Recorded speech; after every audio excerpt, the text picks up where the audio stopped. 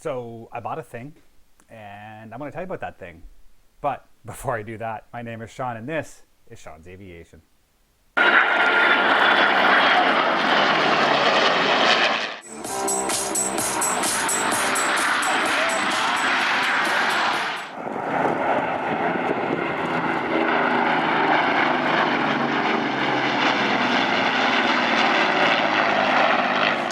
So yeah, I bought a thing.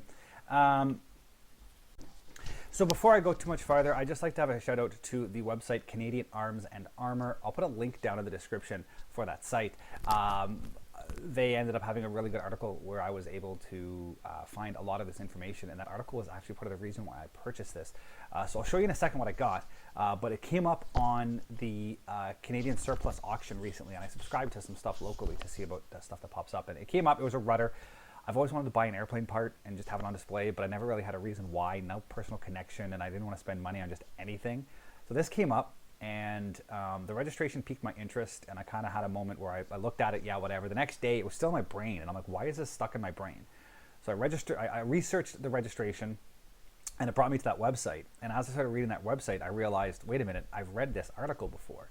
And my question became in my mind, why did I go down this rabbit hole in the past? I wouldn't have really dug this deep unless there was a real good reason for me to go that deep. And I couldn't figure out why. And so I kind of got into it, and I got a little excited as to, wait a minute, why did I do this? Why am I so invested in this registration in this airplane? So I followed through, and the website, like I said, it's in the description if you want to go look at yourself. It has an amazing history of this airframe that I bought this part off of, and what it did and what it means, and it has such a great personal connection to myself. And I'm going to tell you the story in a second of why I ended up doing it. But I just wanted to say thank you. And I'm not related to that at all. They're a completely different organization. I've never even met the person who wrote it. And to be perfectly honest, I can't find a reference on here to who actually wrote the article. So I can't even credit the person. But like I said, the article will be linked below. You guys can go check it out yourself to read all the history. But it's a pretty cool part. So I'm going to switch over to my cell phone to take the video, unfortunately, because it's not easy with this. So we'll go over there. I'll get that filmed, and I'll have it here for a second. So this is it. It's pretty hard to get a good look at it because it's actually quite large. It's 5 foot by 5 foot. I mean, that's my hand beside it. So it's quite large. You all might be asking what it actually is. It's a rudder off of a Cessna crane. You can see the registration there, CFBTG. And this is why I was trying to figure out why I knew this and why this meant something to me. And as I said, I did the research on that website, and I realized what it was. And so I'm actually going to take the time now to show you guys and everybody and gals and everyone else why this actually meant something to me. So I'm going to switch over to the computer, and we'll do this with audio and some pictures. And again, huge shout out to Canadian Arms and Armor. I'm going to be using a lot of the references and some pictures off their site to tell the story of this airframe and why I came to buy this rudder. So yeah, the Cessna crane, which there's a picture of one here on the screen for you to see, was designed by Cessna as an inexpensive twin-engine utility transport, and its idea was more of a, kind of what the Beech 18 was and that kind of thing. It was adopted by the U.S. Army Air Corps and the Royal Canadian Air Force for a number of uses, including light transport and trainer. And the RCAF specifically used it as an advanced trainer in the multi-engine category. Same thing that the Anson was used for, same thing that the Beech 18 was used for. It was just, especially with the ramp up in World War II and the expansion of the BCATP, they just needed more aircraft to do the job, and the Cessna crane fit that bill. So this particular airframe was built by Cessna Aircraft on October 30th of 1941 in Wichita, Kansas. And by November 13th of 1941, it was taken on strength by the RCAF and was assigned to No. 2 Training Command. So it was first assigned to No. 10 Service Flying Training School at Dauphin, Manitoba. It then went to Prairie Airways for an overhaul on October 25th of 1943. And then it went to storage. And then on January 7th of 1944, it was issued from storage to No. 2 Flying Instructor School at Pierce, Alberta. So that was where they're actually, training new instructors. It went back to storage on May 25th of 1944. And then by 28th of February of 1945, it was pending disposal. and on December 1st of 1945, it was struck off to the War Assets Corporation and sold off into the civilian market. It actually went to the Royal Canadian Flying Club Association, which was a group of people that maintained and helped flying clubs so they could issue aircraft to different flying clubs around the country. And it was in March 15th of 1946, it was officially registered as CFBTG, which is the registration you saw on the side. Now I'm just going to go through here and read a little bit more of the history of that. So it was initially given to the Quebec City Flying Club in 1946, and then it was moved to the Canadian Aircraft and Auto Company in Peterborough, Ontario. I'm not too sure how long it was there for, but it was repossessed along with 2 other aircraft in 1947 and was transferred to the Kingston Flying Club in October of that year, and it stayed at the Kingston Flying Club until 1955.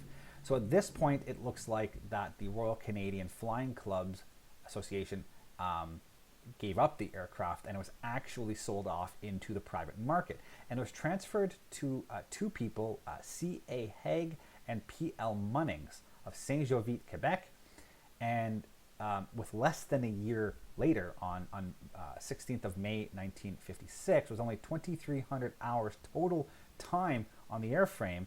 It came to Ottawa when it was purchased by Bradley Air Services, and it was based at Carp. Now, Bradley Air Services is important because they're the precursor to what became First Air, and then they merged and are now called Canadian North. And they have a long history of Canadian aviation in Ottawa, in Canada, and they're based, the head office is at Carp still, and their hangar is just a couple of doors down from where I work at the Ottawa airport. So it's got a real good connection just there. Just the fact that this was an early, Bradley Air Service aircraft and had this great connection to Ottawa and Ottawa aviation, it alone made worth having, but that's not why I bought it. So then in January 16th of 1957, it was transferred to a Mr. Irving Sanders, and it apparently stayed in Carp. But by March 27th of 1958, just over a year later, it was withdrawn from use and broken up for spares. And by 1961, it was removed from the Canadian registry. And I've had this picture up for a while. This is actually a picture of it in 1957 at Carp. And you can see the civil registry on it and all that other stuff. This would have been roughly the time that it was owned, most likely by Irving Sanders in Ottawa. And you can see the yellow and blue-black pinstriping from my rudder. And the reason why this piqued my interest, and like I said, I read this article in the past, and the reason why I had decided to get it was simply the fact that what was left of the aircraft was donated to the Aviation Museum. We're not sure when or how it ended up getting to the Air Museum, but apparently the engines were donated to the Aviation Museum in 1964. Bradley Air Service donated them. So if the aircraft was sold to a Mr. Irving and then was withdrawn and broken up for spares, but the engines were donated by Bradley Air Service, then there's a lot of stuff happening to this aircraft in that time frame, and it's a little hard to figure out kind of what happened where and when and why and how and all that stuff. Suffice it to say, portions of this aircraft, including part of the fuselage, the engines, the cowling, and the rudder, and I have some pictures here from the from this Arms and Armor website, and I've got the credits up here on the screen for who took these pictures, but you can see there's my rudder and storage along with all these other bits and pieces. So how they got there, we're not entirely sure. What we do know is the cockpit section was turned into a interactive display for children. And this is where the real connection comes with, because anybody who has been to the Aviation Museum in Ottawa, grew up in Ottawa, knows this cockpit. So here's some pictures of it in the 1970s. This was 1971. Here's another one from 1971. This is one in the old hangar, either the 1970s or 1980s. We're not entirely sure, but you will notice that the paint scheme has changed between the two pictures, and it's more of what we see in today's picture. And here it is kind of sitting today in the Aviation Museum the way, this was as of 2019, of how it is, and it's still there, and kids can still get in and play with it. And this is why I ended up buying it, because I spent so much of my life playing in this cockpit at the Aviation Museum as a kid. Me and my brother, part of the final display, I'll explain in a minute, but then I spent so many hours of my life playing inside this cockpit section. And when I realized, it was about a day after, I saw the auction site come up, I saw the ad, I kind of brushed it off because airplane parts come up, like I said. I wasn't just going to buy something just for the sake of it, but the bug was in my head. And I'm like, why does that look familiar? Why is that, something about that tail just screamed at me that there was something I need to look at. So I went online, did the research, found the pictures, found this site, like as I mentioned earlier, realized I had read this article before, and then I said, wait, why did I go down this rabbit hole before? What do I know? And then I read through this article a bit deeper, and I realized it's the tail off of the plane that cockpit display came from. That cockpit and that tail are the same plane. And I spent so many hours of my childhood, I said, you know what, I need it. I'm doing it. And I started bidding, and I got it for a very, very reasonable price. So, yeah, it's interesting that is the history of this thing.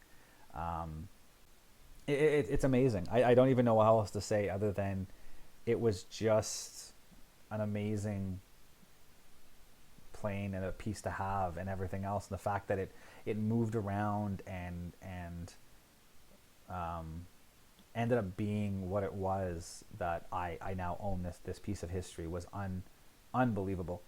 So that's where we are. My final plan for this tail display, I don't quite know yet. I'd like to have it mounted on either a hanging frame. It weighs a bit. I don't know if hanging it on a wall makes sense, or at least some sort of a display on the ground that it can hang on and stand up. And I want to have a little bit of a history of the airframe, with the history of what the airframe did, the different owners, a picture of it, that color picture. Here's the picture again of what it looked like, in the 1957, and what this paint scheme means, and then a picture of me and my brother playing in it as kids, because I know my dad has one somewhere, and then a picture of my kids playing in it, because I have one on my phone that I took about a year ago when we were there. And I think it'd be a really, really interesting setup to do that. Now, just while I'm thinking of it, I'm going to swing back over to a video here, and there's some interesting things that I noticed. So give me 2 seconds. Let me get set up here, and we will take a look.